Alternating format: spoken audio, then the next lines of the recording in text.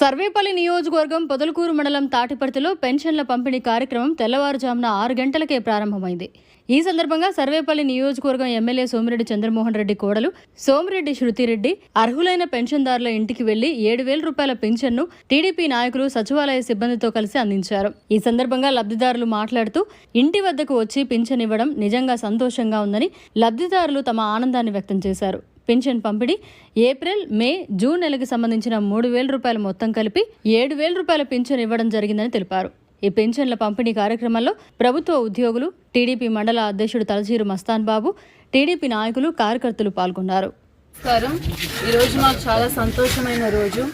బాబు గారు ఇచ్చిన హామీని మేము నెరవేరుస్తున్నాము. బాబు గారు చెప్పినట్టు పెన్షన్ 7,000 ఇవ్వడం జరుగుతుంది. మొదటి నెలలో పాత 3,000, మళ్ళీ కొత్తగా ప్రామిస్ చేసిన 4,000, అంతా కలిపి 7,000.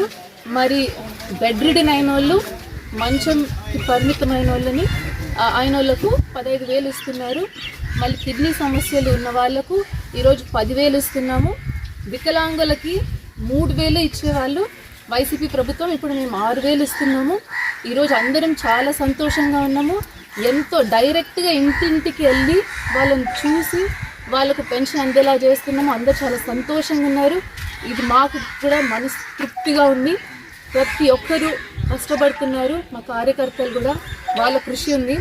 మన అఫీషియల్స్ కూడా వస్తున్నారు సచివాలయం నుంచి. వాళ్ళ చేతుల మీద ఇది జరుగుతుంది.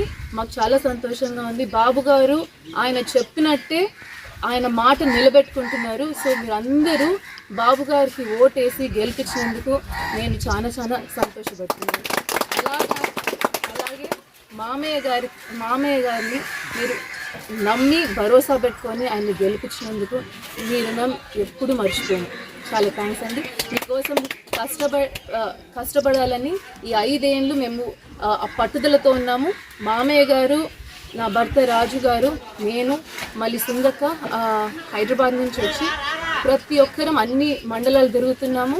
తప్పకుండా మీకు ఏ లోటు లేకుండా చూసుకునే బాధ్యత మాది.